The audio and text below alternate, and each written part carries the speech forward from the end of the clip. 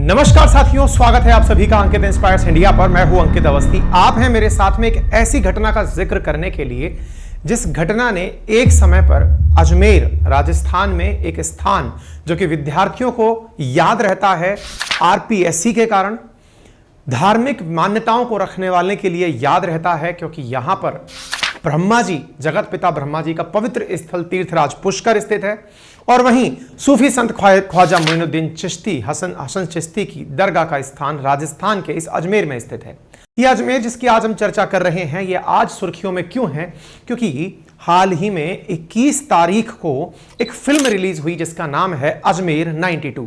अजमेर 92 में अजमेर शब्द का उपयोग क्यों है और 92 क्या बताता है, तो मैं स्टार्टिंग में आपको बता दूं कि अजमेर 92 असल में अजमेर में वर्ष 1992 में घटी हुई एक घटना को याद दिलाता हुआ एक वाकया है। ऐसा क्या हुआ था 1992 में? साथियों, 1992 के दौर में या फिर यह कहिए कि 1992 में अजमेर में एक अखबार में सुर्खी छपी और उस सुर्खी में यह बताया गया कि इस जिले की या इस शहर की कई रसूखदार महिलाएं, बच्चियां कुछ दरिंदों की हवस का शिकार हो गई हैं। सुनते ही जहां आपकी एक बार में रूह कांप उठती है, लेकिन यदि इसके बाद में आपको यह पता चले कि यह संख्या 1, 2, 5, 10 नहीं 100 के पार है, तो आपके दिमाग में अचानक सोचने का कारण बनने लगेगा। आप विचार करने लगेंगे कि इतनी बड़ी घटना का अंदाजा क्या पहले किसी को नहीं था, या फिर इतनी बड़ी घटना हुई तो 1992 में अचानक कैसे घटी? आज के सेशन में आप इसी के बारे में विस्तार से जानेंगे। एक ऐसी घटना के बारे में आप विस्तार से जानेंगे कि जैसे जैसे इस घटना का अखबारों में जिक्र होना शुरू हुआ, दूसरी ओर बच्चियों के द्वारा सुसाइड का दौर शुरू हो गया। ज्ञात नंबरों के अनुसार 6 से अधिक लड़कियों द्वारा सुसाइड किया गया। आज के सेशन में इस पूरी कहानी को परत दर परत आप जानेंगे कि अजमेर जो कि राजस्थान के केंद्र में स्थित स्थान, जिसे अंग्रेजों ने कभी अपना प्रोविंस बनाकर रखा था, राजस्थान के लिए बहुत मान्यता रखने वाली जगह है, अचानक ऐसे दौर में कैसे पहुंची, चलिए विस्तार से बताते हैं। साथियों, बात है वर्ष 1990 से 1992 की। 1990 से 1992 के दौर में अगर अजमेर में कोई व्यक्ति अपनी बच्ची के लिए रिश्ता करने जाता या कोई लड़के वाला अपने लिए बहू तलाशने जाता, तो वो प्रेस रिपोर्टर से ये पूछकर जाया करता था कि जिस घर के लड़के वाले रिश्ते लेकर जा रहे हैं उस लड़की के साथ कहीं कोई दरिंदगी तो नहीं हुई। यानी उस दौर में वर्ष 1990 से 92 के दौर में जो बच्चियां अजमेर में रह रही थी, लड़के वालों की नजर में उन सब पर प्रश्नवाचक चिन्ह लगा। प्रश्नवाचक चिन्ह का बहुत बड़ा कारण था 1992 में रिलीज हुई वो घटना, जिसके ऊपर यह फिल्म वर्ष 1992 के आधार पर अजमेर 1992 बनी है। क्या इस फिल्म को लेकर कहीं किसी तरह का विरोध है? बिल्कुल है। यहां पर जमीयत उलमा ए हिंद ने हिंदी फिल्म अजमेर 92 पर बैन लगाने की मांग की थी। जून 5 हिंदू में छपी खबर के अनुसार जमीयत उल उलमा इन हिंद के अनुसार इस फिल्म पर बैन इसलिए लगाना चाहिए क्योंकि यह समाज के अंदर खाई बढ़ाने का कार्य करेगी। ऐसा क्यों? क्या इस घटना के अंदर हिंदू मुस्लिम एंगल भी है क्या? संभवतः हां। तभी इस घटना में जमीयत उलमा ए हिंद का नाम निकल कर आता है। लेकिन जमीयत उलमा ए हिंद की रिएक्शन पर हाई कोर्ट ने उनके पिटीशन को रद्द कर दिया और कहा कि वो इस मूवी पर बैन नहीं लगाएगा। और यही कारण है कि यह मूवी 1 जुलाई 21 के दिन रिलीज हो जाती है। रिलीज हुई इस फिल्म के अंदर जिस तरह की बातें ट्रेलर के माध्यम से दर्शाई गई हैं, उस सारी बातों का हम जिक्र करेंगे क्योंकि दावा है इस फिल्म के निर्माताओं का कि अजमेर 92 उन 250 लड़कियों की कहानी है जिन्हें जाल में फंसाया गया, जिनका रेप किया गया और फिर उन्हें सिलसिलेवार तरीके से ब्लैकमेल किया गया।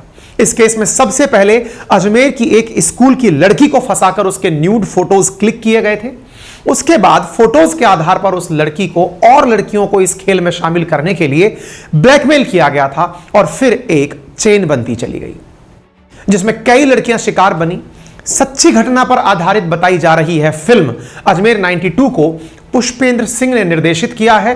फिल्म करण वर्मा, सुमित सिंह, अलका अमीन, राजेश शर्मा, ईशान शर्मा, महेश बलराज, ब्रजेंद्र काला, मनोज जोशी समेत कई कलाकारों के द्वारा निर्मित की गई है। अजमेर 92 की अब असली कहानी क्या है, इसकी शुरुआत करते हैं।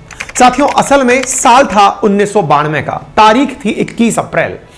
एक लोकल अखबार एक खबर प्रकाशित करता है, नाम है अखबार का दैनिक नवज्योति। दैनिक नवज्योति के अंदर, जो कि एक स्थानीय दैनिक नवज्योति अखबार है, उसके युवा रिपोर्टर के द्वारा, संतोष गुप्ता के द्वारा एक खबर प्रकाशित की जाती है जिसने लोगों को झकझोर कर रख दिया। खबर में लिखा था कि स्कूली छात्राओं को उनके नग्न फोटो क्लिक करके ब्लैकमेल करते हुए उनका यौन शोषण किया जा रहा है। और सबसे बड़ी बात थी कि इसमें बड़े लोगों की पुत्रियां ब्लैकमेल का शिकार हो रही थी। जब इस शीर्षक के साथ कि बड़े लोगों की पुत्रियां ब्लैकमेल का शिकार हो रही हैं, तो इस अखबार में छपी इस खबर ने समझिए कि अजमेर के अंदर भूचाल ला दिया। एक पत्रकार के द्वारा इस प्रकार की खबर को उजागर होने के बाद आप समझ सकते हैं कि उस युवा पत्रकार पर किस प्रकार का प्रेशर रहा होगा, क्योंकि समाज के कई रसूखदारों की बच्चियों के ऊपर कीचड़ उछल रहा था। इस घटना के बाहर आने के बाद स्कूल और कॉलेज की 100 से ज्यादा लड़कियां जो जाल में फंसकर यौन शोषण की शिकार हुई थी, उन लड़कियों में से कई के साथ गैंगरेप भी किया गया। हालांकि उस दौरान इस बारे में ज्यादा जानकारी नहीं निकली और इस घटना को दबाने की कोशिश की गई। ये कैसे हो गया, कौन है, किसके साथ हुआ, अब क्या करें, कैसे करें। वो जमाना भले ही सोशल मीडिया का नहीं था, लेकिन जैसे जैसे ये कानों कान खबर समझने लगी, फैलने लगी, खुसुर फुसुर यह खबर आग की तरह पूरे शहर में फैल गई और इस घटना को फैलने में समय नहीं लगा। बड़ा सवाल, पता कब चला इस स्कैंडल के बारे में? क्या अचानक हुई घटना थी जो कि एक पत्रकार द्वारा ब्रेक की गई? नहीं। अजमेर में हुए इस ब्लैकमेलिंग कांड की खुलासे नवज्योति के चीफ एडिटर दीनबंधु चौधरी के द्वारा बताए गए बयान पर, जिसमें फिल्म के अंदर जिनका रेफरेंस भी है, इसमें यह बात कही गई, अखबारों में जिनका नाम जिक्र लिया गया है, चीफ एडिटर दीनबंधु चौधरी बताते हैं कि 1992 में हमारे एक रिपोर्टर संतोष गुप्ता हुआ करते थे। वो एक खबर लेकर आए और उन्होंने उस खबर को पब्लिश किया, लेकिन उस खबर पर किसी का ध्यान नहीं गया, जबकि वो बहुत सीरियस खबर थी। फिर भी वो मेरे पास आया, इस स्कैंडल की उन्होंने हमें जानकारी दी। ये बात है दीनबंधु चौधरी, जो कि एडिटर हैं, चीफ एडिटर हैं नवज्योति के। उन्होंने बताया कि अजमेर के अनाज मंडी में एक भरोसा लेबोरेटरी है। आपको मालूम होगा, आज के दौर में जहां आप मोबाइल के थ्रू फोटोज खींचते हैं, आपके पास में बहुत एडवांस कैमरा भी हो सकते हैं और हैंड टू हैंड आप फोटोज को आजकल ब्लैक एंड व्हाइट से आप कलर में निकालते नहीं हैं। आपको याद होगा, एक दौर था जब कैमरों के अंदर रील डला करती थी और आप नेगेटिव से पॉजिटिव बनाने के लिए लेबोरेटरी जाया करते थे। दौर तो आज भी वही है, नेगेटिव से ही पॉजिटिव बनाकर लाया जाता है, लेकिन अब चूंकि आप मेमोरी कार्ड में खबरें लेते हैं, फोटोज लेते हैं और वो सीधे कंप्यूटर के माध्यम से प्रिंट दे दी जाती हैं। उस दौर में रील वाले कैमरे चला करते थे और उन रील वाले नेगेटिव्स को पॉजिटिव में बदलने के लिए अजमेर में एक अनाज मंडी क्षेत्र के अंदर एक लेबोरेटरी थी जिसका नाम था भरोसा लेबोरेटरी। वह फिल्म के नेगेटिव पर काम किया करती थी। उस लैब में एक शख्स आया और उसने 4 रील खरीदी, लेकिन उसने उस रील के बदले 4 गुने दाम दिए। बस वहीं खड़े हुए इस पत्रकार संतोष गुप्ता को यह बात हजम नहीं हुई। पत्रकार को लगा कुछ तो मामला गड़बड़ है, एक रील के 4 गुना दाम कैसे दिए जा सकते हैं। बस वहीं पर उसने अपने एक दोस्त को इंसिस्ट करके कहा कि यार इसके पीछे कुछ तो गड़बड़ है, हमें यह कहानी जाननी चाहिए। साथियों, पत्रकारों को या पत्रकारिता को समाज के अंदर अब ये जो लोकतंत्र के चौथे स्तंभ के रूप में नाम मिला, वो संभवतः इसी प्रकार की खोजी पत्रकारिता के कारण संभव हुआ होगा। उस पत्रकार ने जब यह घटना जानना चाही तो उसको पहले तो मना कर दिया गया, लेकिन जब वो जिद पर लगा रहा तो उसने 4 रील प्राप्त कर ली उस लेबोरेटरी से। और जब उसने वो रील देखी तो उस रील के अंदर लड़कियों के रेप वीडियोस और फोटोज थी। यह बात जब रिपोर्टर को पता चली कि इसमें न्यूड फोटोज हैं, तो न्यूड फोटोज की यह खबर लेकर वो अपने एडिटर के पास पहुंचता है। जैसे ही एडिटर को यह बात पता चलती है और उसके अंदर यह ध्यान दिया जाता है कि इसमें महिलाओं के प्राइवेट पार्ट्स को भी खुलेआम इन रील्स में दर्शाया हुआ है, तो यह समझने में देर नहीं लगी कि संभवतः इसका उपयोग ब्लैकमेलिंग में भी हुआ होगा।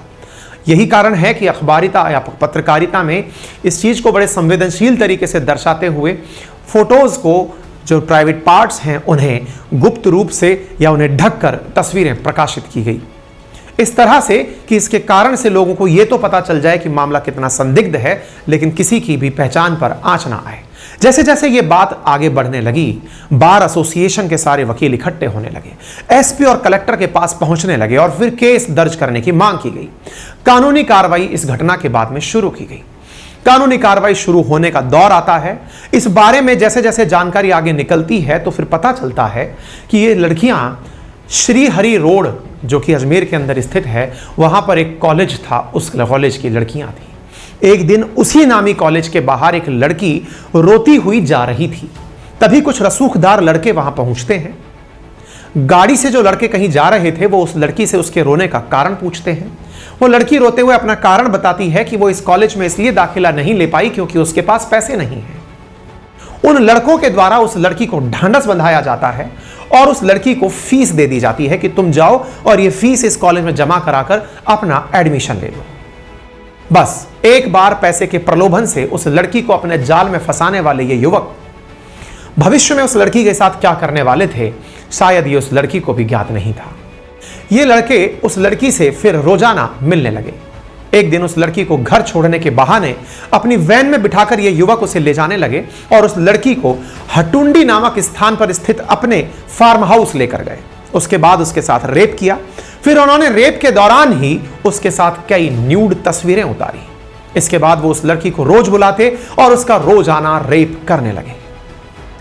किसी को बताने पर कि यदि तुमने इस घटना को किसी को बताया तो ये फोटोज वायरल कर दी जाएंगी, इस प्रकार की धमकियां देने जाने लगी। कुछ दिनों बाद उन लड़कों ने कहा कि वो अपनी दोस्त को भी अपने साथ लाए और पहले तो उस लड़की ने इस घटना के लिए मना किया, लेकिन उसे ब्लैकमेल करने की जब धमकियां दी जाने लगी तो मजबूरी में वो लड़की अपनी दोस्त को भी यानी और महिला मित्र को भी लेकर वहां पहुंची।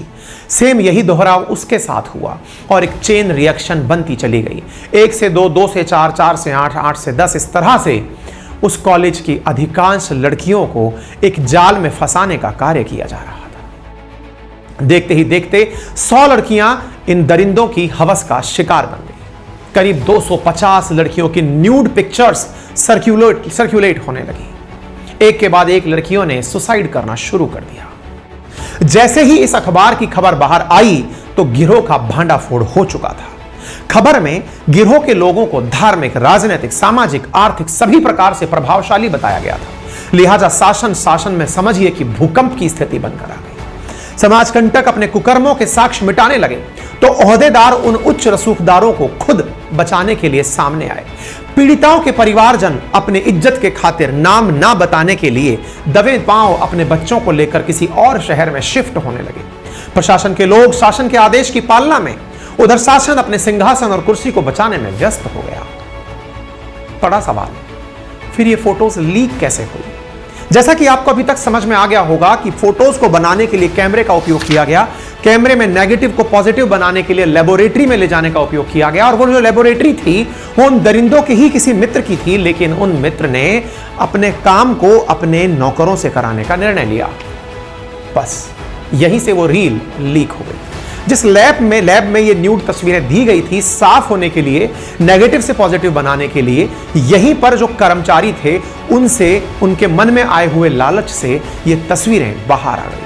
पहले तो कुछ संगठित सरगना या फिर दरिंदे या फिर जो समाज कंटक, जो समाज के प्रभावशाली लोग थे, वो इस घटना को अंजाम दे रहे थे। लेकिन अब इन तस्वीरों को देख करके वो कर्मचारी जो उस लेबोरेटरी में काम कर रहे थे वो भी लड़कियों को ब्लैकमेल करने लगे।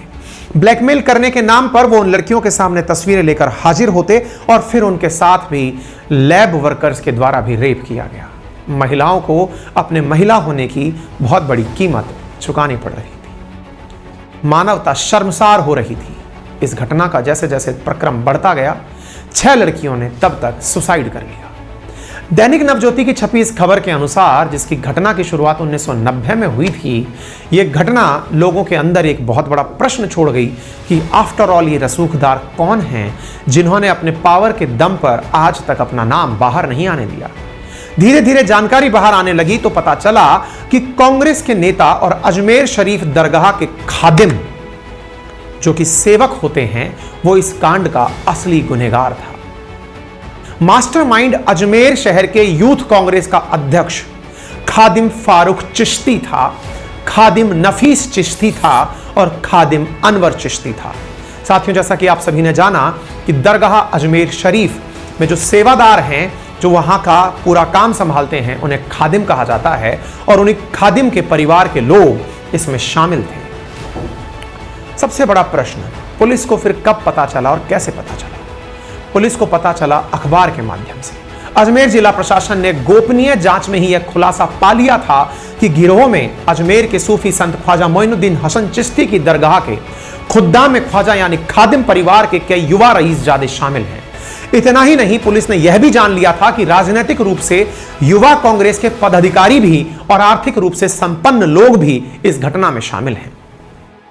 जिला पुलिस प्रशासन ने यह अच्छी तरह पता लगा लिया था कि पीड़िताओं के सामने आए बिना यदि किसी पर भी हाथ डाला जाएगा तो नगर में शांति और कानून व्यवस्था को सामान्य बनाए रखने के लिए बड़ा जोखिम उठाना पड़ सकता है। यदि शांति और कानून व्यवस्था संभाल भी लेंगे तो क्या पता इनमें अजमेर के किन किन प्रभावशाली और प्रतिष्ठित परिवारों की बच्चियां प्रभावित हो जाएं। नगर में कौन कौन से पुलिस और प्रशासनिक अधिकारी या उच्च पदस्थ राजनीतिक जनप्रतिनिधि इसके साथ इनके तार जुड़े हैं। लिहाजा यह सोचकर पुलिस ने त्वरित कार्रवाई के स्थान पर मुख्यमंत्री को इस बारे में अवगत करा दिया।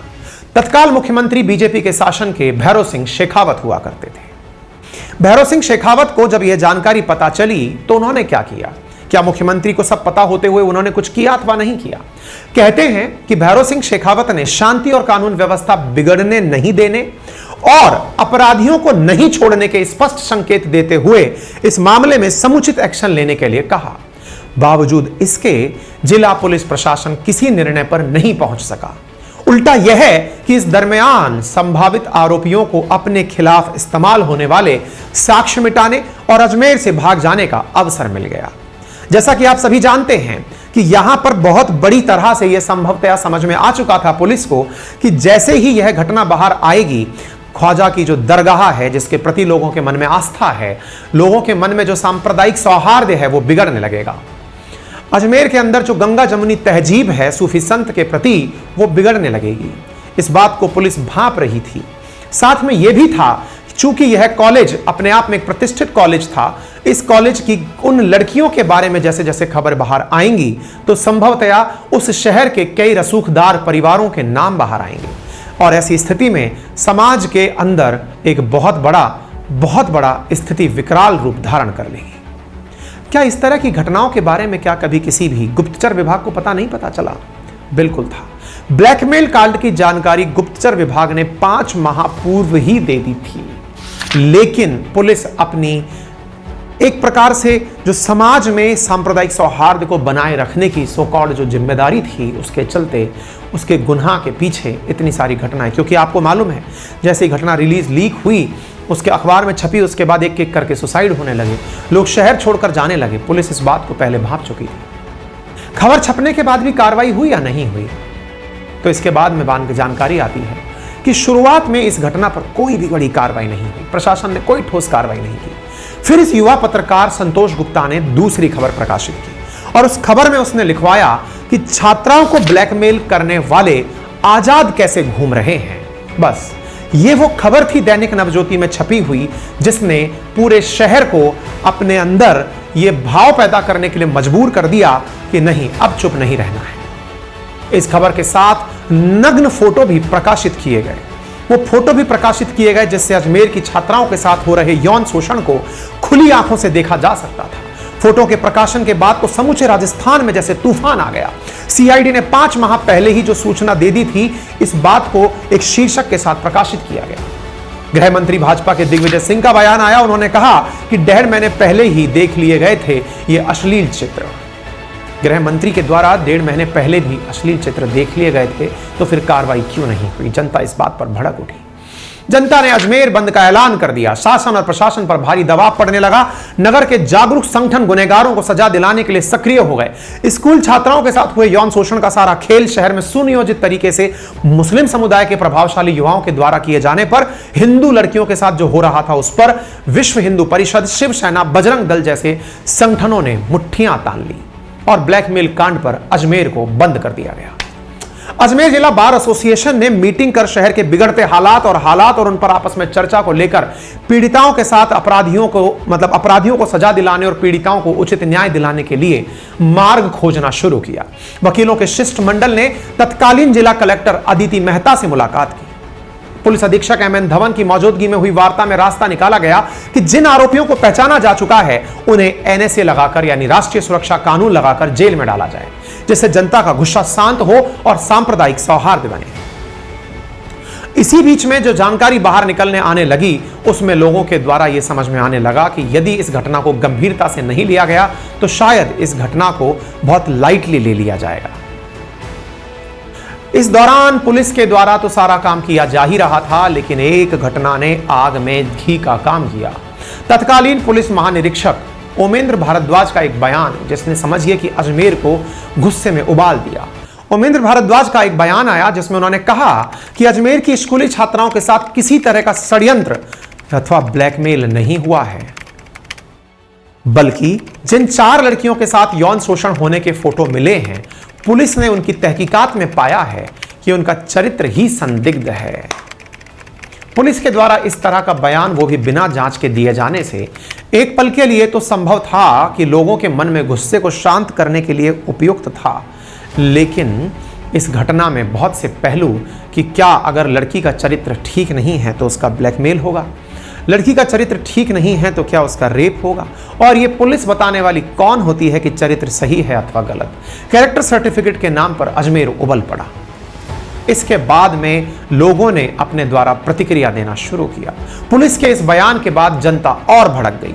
राजस्थान में सरकार के ऊपर बड़ा दबाव बनने लगा। जगह जगह मुजरिमों को गिरफ्तार करने और उन्हें बच्चियों को न्याय दिलाने की मांग उठने लगी और राजस्थान की भाजपा सरकार को उस समय इस प्रकरण को लेकर भारी दबाव सहना पड़ा। सवाल बना फिर उस समय के विपक्ष ने क्या किया। वर्तमान में जो राजस्थान के मुख्यमंत्री अशोक गहलोत हैं, ये उस समय कांग्रेस सरकार के मुखिया हुआ करते थे। कांग्रेस के दिग्गज नेता जो कि पूर्व चिकित्सा मंत्री रहे हैं, जो अजमेर से आते हैं, रघु शर्मा समेत कई कांग्रेस नेताओं ने ही अजमेर में स्कूली छात्राओं के साथ हुए यौन शोषण के अपराध की निंदा करते हुए अपराधियों को सजा दिलाने की मांग उठाई। कांग्रेस नेताओं ने प्रकरण की जांच सीआईडी को कराने के लिए भाजपा सरकार पर दबाव बनाया। जनता और विपक्ष के दबाव के बाद जागी सरकार के द्वारा 30 मई 1992 को इस मामले को सीआईडी को सौंपा गया। आखिर 30 मई 1992 को तत्कालीन मुख्यमंत्री भैरव सिंह शेखावत के द्वारा जब सीआईडी को यह मामला सौंपा गया, जांच के आदेश दिए गए, तब जाकर इस जांच को आगे जांचने लगी। रिपोर्ट जब जांच निकल के आने लगी तो रिपोर्ट में कई प्रकार के खुलासे होने लगे।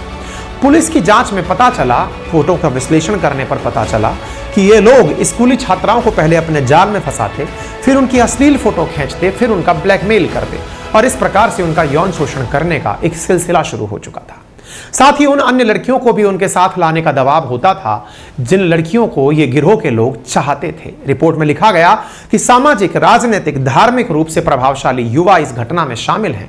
फोटो के आधार पर अनुसंधान अधिकारी ने 2-3 पीड़िताओं की पहचान होने पर पुलिस के इसमें जिक्र किया। मामले को अपने आगे तक जांचने के लिए संभावना दर्शाई।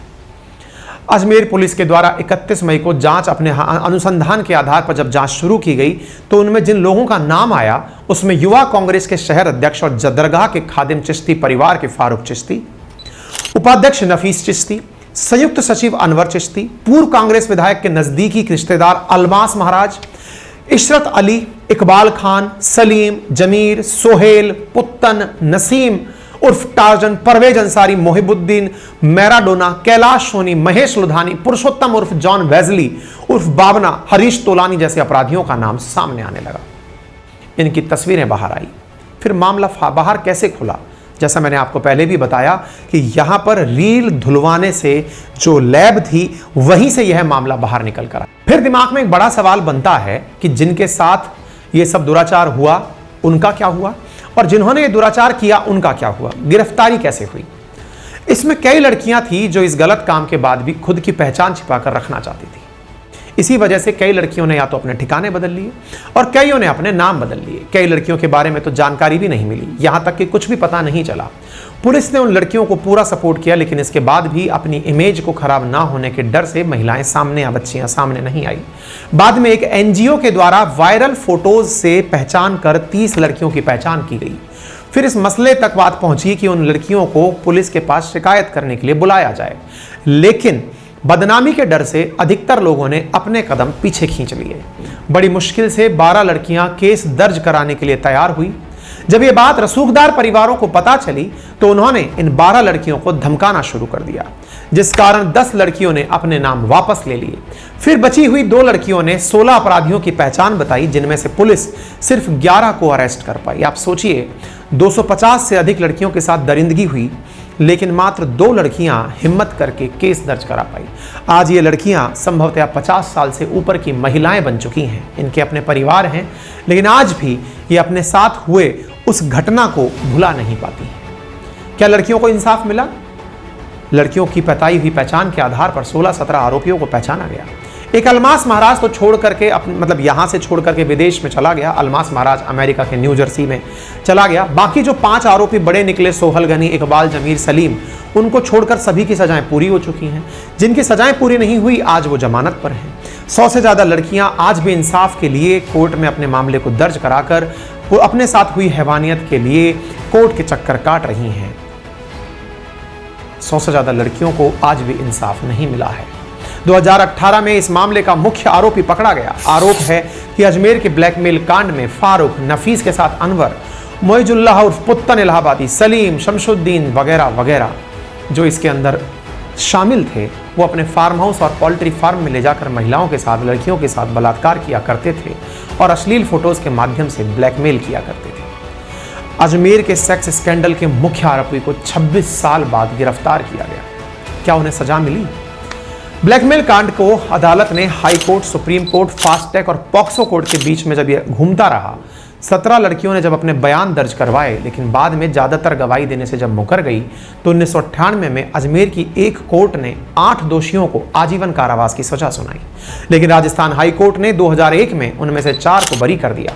साल 2003 में सुप्रीम कोर्ट ने बाकी 4 दोषियों को सजा घटाकर 10 साल की सजा कर दी और इसके आधार पर 2007 में अजमेर की फास्ट ट्रैक कोर्ट के द्वारा फारूक को भी दोषी ठहराया गया, जिसने दिमागी तौर पर अपने आप को पागल घोषित करवा दिया था।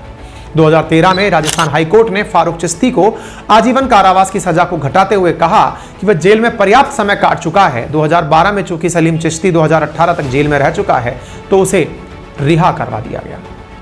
नफीस फारूक चिश्ती जो मुख्य आरोपी थे, वे आज भी पूरी शान से जीवन जी रहे हैं। उधर पीड़िताएं हैं जो अदालत के लिए मिल रहे समन से परेशान होकर अब कोर्ट में हाजिर पेशी के बयानों के लिए आना बंद कर दिया है। बताया जाता है कि इस ब्लैकमेल कांड में शामिल अधिकतर महिलाएं अब दादी नानी बन चुकी हैं। उन्हें पेशियों पर आने के लिए घर से झूठ बोलकर निकलना पड़ता है। आपको इस पूरी घटना के बाद में क्या मैसेज मिलता है? क्या आपने इस पूरी घटना को जब सुना तो आपको एक बात समझ में अब तक नहीं आई, तो आपको बहुत ज्यादा जरूरत है तत्काल प्रभाव से संभलने की।